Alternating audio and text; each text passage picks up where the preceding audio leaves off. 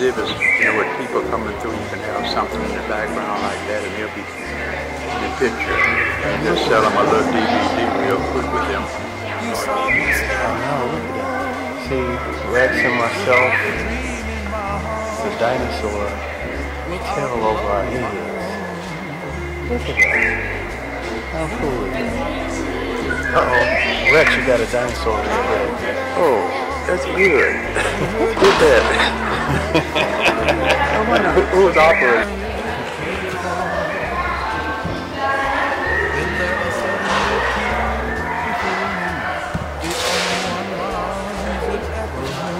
That beautiful building out there. You shot the firewire, how beautiful that building was. Yes, I did. Yeah, okay. So where are we at right now, Rex? Right now we're in the horse park.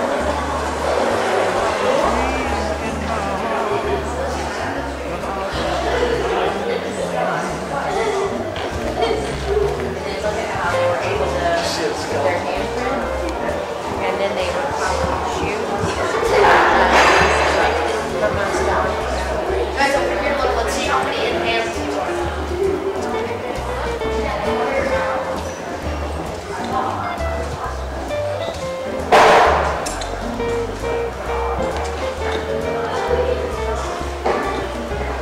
That's beautiful right there. Right now we're at the, oh yeah, look at that. That's a native, is that Native American? Yes. Native American, I guess horse, I don't know what you call it, the regalia. Here with Hollywood Cowboy Rex Purefoy. This is his beautiful saddle on display at the Prairie Fire Museum in Overland Park. Want to say something to your many fans out there, Rex? Tell them to ride easy. Ride easy. Yeah. This is That's good information. I sure will. Right here, I'll read it. It says the American Royal boasts the most viewed parade in Kansas City. Horseback riders, floats, and marching bands enthrall young and old alike. Rex Purefoy, America's favorite cowboy, has been a crowd pleaser at the American Royal Parade, not only for his roping skills, but also for his elaborate parade saddle, clothing, and tack. And this is the beautiful saddle. Trick rider, roper, whip artist, gun artist. Yeah? I'm the original. Well, I do a show from the old Hollywood Cowboys, like Roy Rogers and Gene Autry.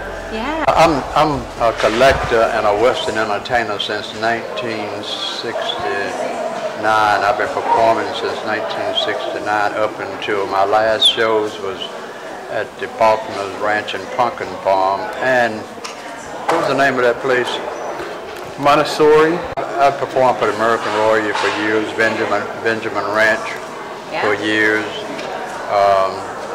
Bill Pickett Rodeo, Universal Circus, Ringling Brothers, Hollywood, Flip Wilson Show, and Hollywood other shows around there. So that's how long I've been doing it. And this is one of my silver saddles. I have about 3. So where were you born originally?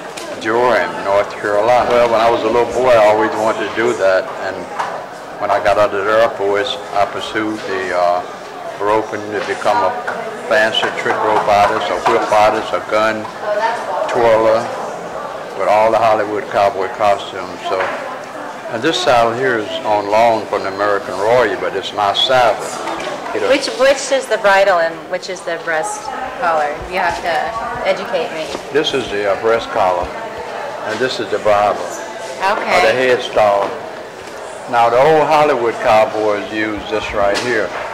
It's called the martingale instead of the breast collar. The breast collar, the silver went that way, then go around the collar.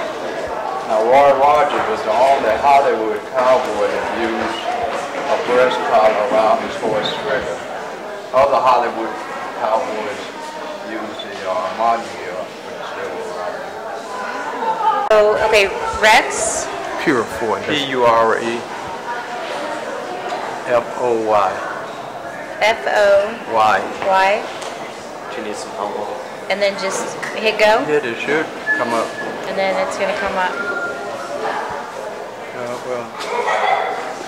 There we go. We've got YouTube. Oh, yeah. Okay.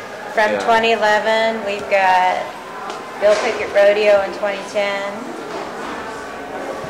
I've got all different. There you are!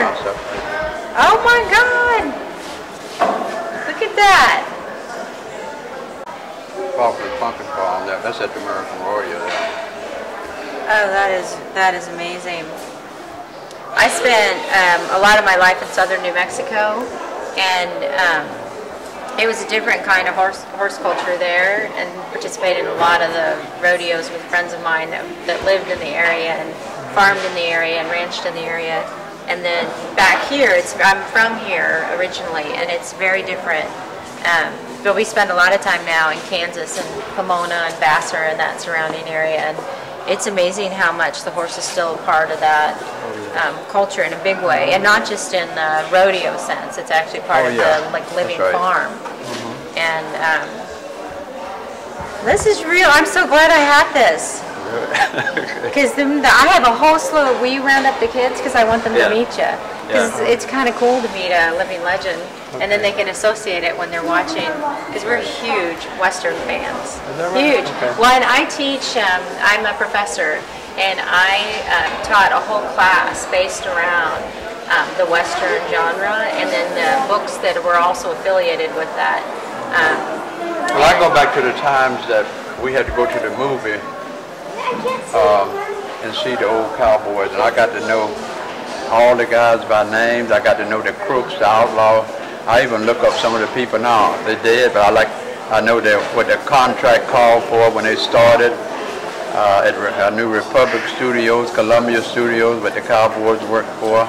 I knew that once they finished a movie, they would hit the road for public appearance. That's how they supplemented their income, going to these smaller towns where their movies were shown. And quite naturally, when they got there, they made money by appearing at the theater, but naturally, they didn't have to worry about nothing to eat or nowhere to stay, because everybody wanted to take a famous Hollywood guy. That's right. Oh, wow. So I kept up with all of that. I remember when I was a little boy, I went downtown, and there was a famous comedian cowboy named Dub Taylor. He called him Cannonball in there. And we went to the movie. We couldn't get in. He let us in free. We just had to holler for him. Hey, up on the stage. And one guy told us, it was a famous guy named Charles Starrett. He was the Durango Kid. He was a famous cowboy. He was a millionaire already because his people owned the Starrett Steel Company in California. And we was at this theater, we was in the back where the musician was, and they said, that's not Durango Kid, that's not Charles Starrett, y'all favorite guy behind that mask. And we see it was a step in the stuntman. And they couldn't tell us. Wow. I mean, they was telling us, that's not him, that's another guy.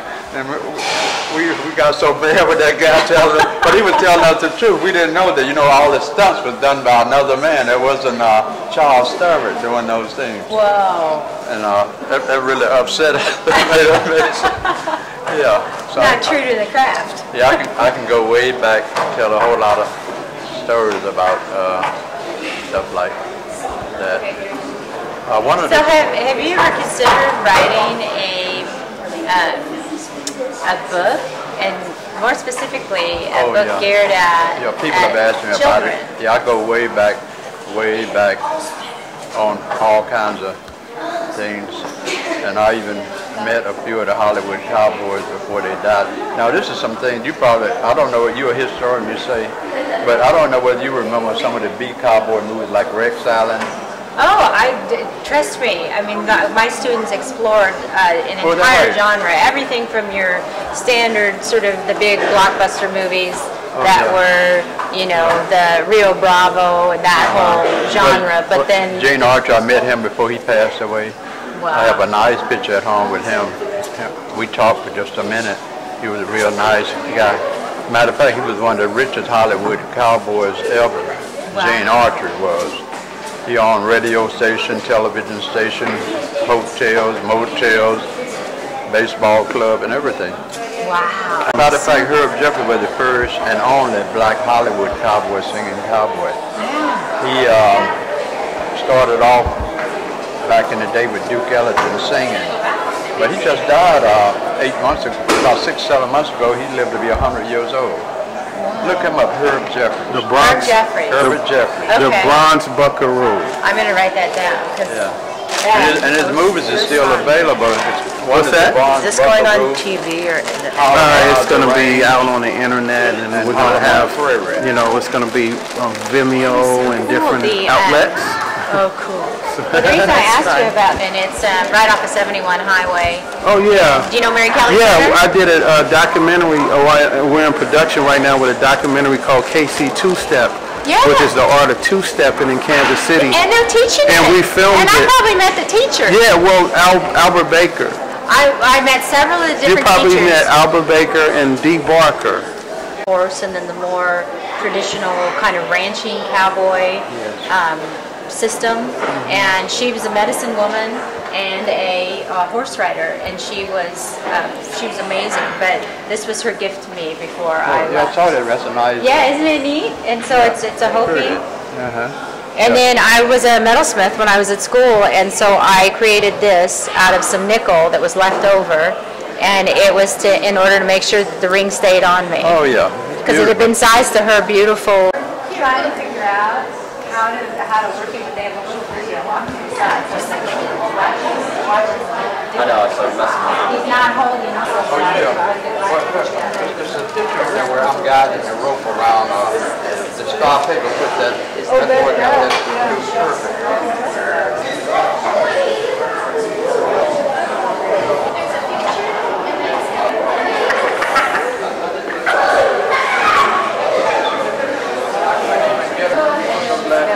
Yeah, we'll get in touch for sure.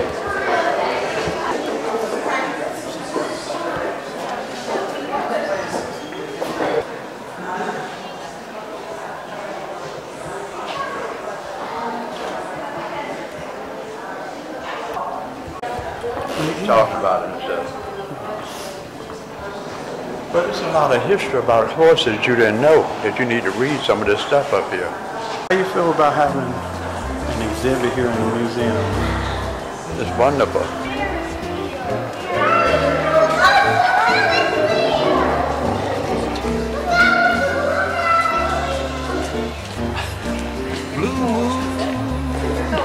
You saw me standing alone. I wonder, could you make that thing like if he was attacking you, come at you, like? Yeah, you could. You could. They can program it to do anything. Feel like he getting ready to bite me or something.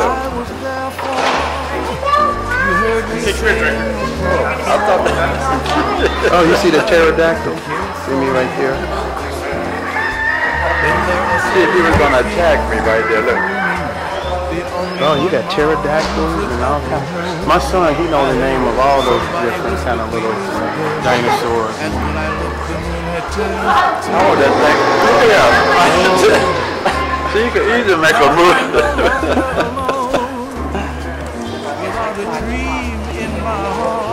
Mike, I think the man is controlling that thing when you come and stop by us like that. Somebody. I don't think so.